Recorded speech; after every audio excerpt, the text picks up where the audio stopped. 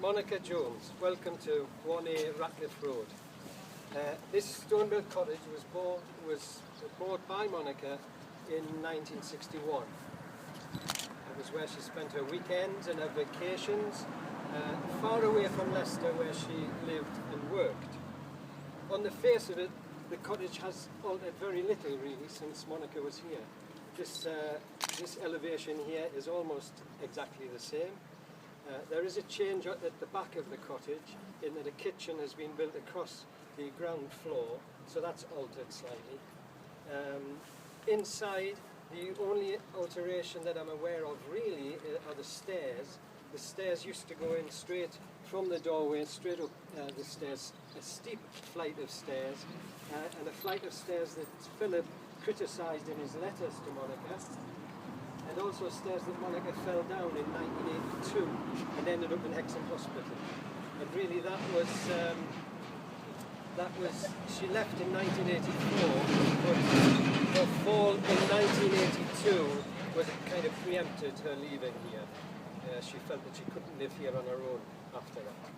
So in 1984, I was just going to say that probably the biggest change of the whole thing is that when Monica lived here, there were at least 10,000 vehicles passing here in the window every day.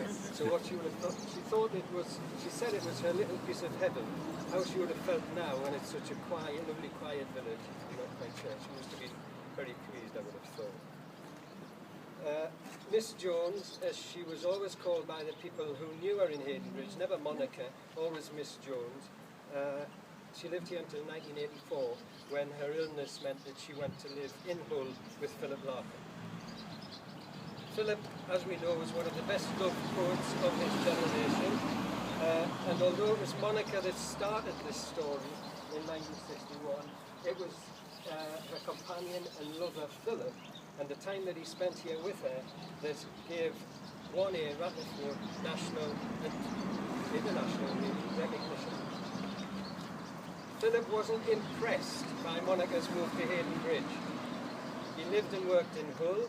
It's not easy to get from Hull to Haydon Bridge. It's 150 miles. He didn't have a car, so it was on public transport.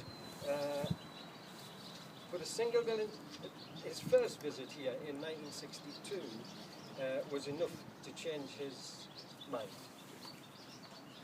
I've chosen extracts from a letter to Monica in April 1962, after his visit, for the plaque that you will see later.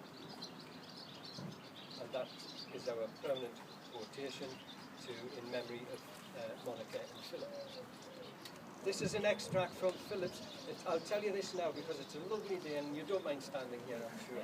This is an extract from Philip's letter to Monica. I thought your house seemed distinguished, exciting and beautiful. Clever of you to have found it. Bold of you to have furnished it in Rabbit Regency.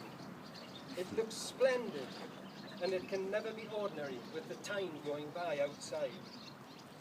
Others may have Swedish glass, or Swedish forks, or Finnish clapboarding, or theatre in the round the corner, or a Picasso, or a stereo hi-fi, or a split-level living area. You have a great English river drifting under your window, brown and musselled with currents. I had to laugh when John Ellis, is John Ellis here? Oh, John. I've corresponded with a number of people when I've been writing my book and getting research, and I don't know them all, but it's lovely to see you, John. But I had to laugh when John said he was very pleased with the quotation that we'd used. He was just a little worried that we might have a quotation here that said, Philip Larkin slept here. Once you've seen the plaque, I think you'll agree you can much better than that. I'll continue this Haydon Bridge love story along with Johnny Handel and Joanna Thompson in the Havelock after we move along there from here. In the meantime, before I ask Brendan Healy to unveil the plaque, I have some thanks I want to make. I'm delighted to see what's been a 10-year project for me finally brought to a conclusion today with the booklet and the plaque. So I would like to thank Haydon Parish Council, who've supported this event, and Dearest won the booklet, the story of Monica and Philip at Haydon Bridge, and that will be available in the Hadlow later, along with Johnny's CD. Your days. To Councillor David Robinson. David, who was the link between the Parish Council and this project, and to Carol McGibbon, the Parish Clerk, who's helped me in none-too-easy circumstances dealing with publishers, I can tell you, which has helped me to secure permissions to use quotations and Monica's letters, Philip and Monica's letters and poems. To Marcus Byron, who's created the plaque, and to Paul Charlton, who erected it this morning or last night, I'm not quite sure. And to Jeannie and Bill Lally, the 2014 owners of 1A Ratcliffe Road. To the Society of Authors, the literary representatives of the estate of Philip Larkin. To Anthony Thwaite for his book Letters to Monica, and especially to Andrew Motion, author of Philip's biography and the recorder of Monica's memories. Andrew Motion, incidentally, former court laureate, has given his blessing and good wishes for this project. To everyone in Haydon Bridge and elsewhere who've given me an insight into Monica's life here, especially her next door neighbours and friends for over 23 years, June Willis and family, and I'm delighted that June and Jackie have been able to get here tonight.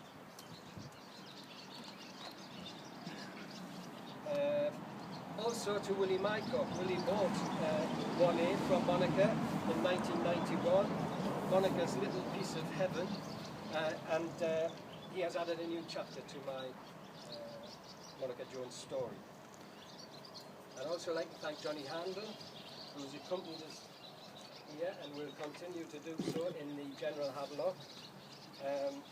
Johnny was an inspiration to Philip Larkin, and his music and song with the high-level ranters was enjoyed by Philip and Monica, both in here, in 1A, and also when they went to live in Hull.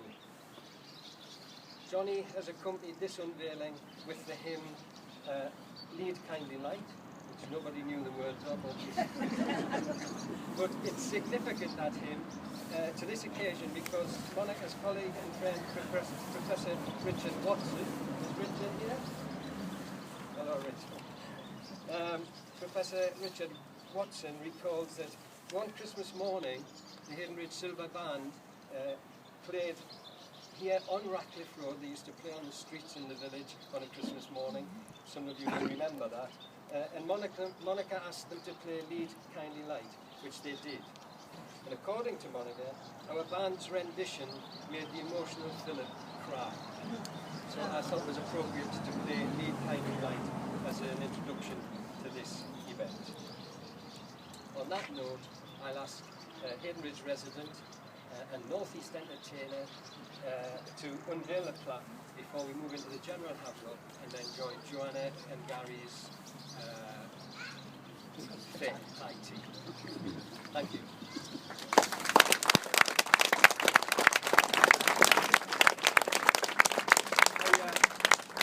Before I do this, I know I'm an incomer. I've only been here 13 years, and I can understand why somebody would love the village so much.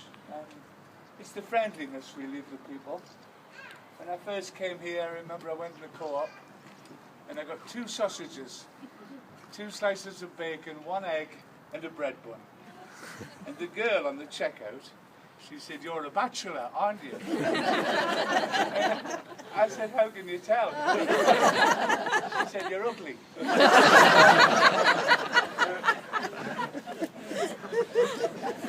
But there are, very strangely, and this is an absolute truth, when I work in Hull, it's the one other place that understands Northumbrian jokes, because the accents are quite similar in a strange way, and I'll illustrate this. There is one story I always tell when I'm in Hull, and I could understand why Northumberland would be an attraction for Philip Larkin because of this. It's that sound that like the Ashton Pit Maddock, the sound, and those noises they make. They're very similar in Hull. And I was in a swimming pool in Ashington, And I was chatting up this girl, and she was very pretty. She had a bikini on. She said, "Are you flirting?" And I said, "No, I've got one foot on the bottom." That joke actually works in full. And so does, I went to the hairdressers and said, "Can I have a perm?" And the bloke says, "Aye, Mary had a little lamb." Enough of me, and it's a pleasure and honour to have been asked to unveil this plaque here in this village, which I do love tremendously. And if, shall I do that right now? Here we are, 1 Ratcliffe Road, and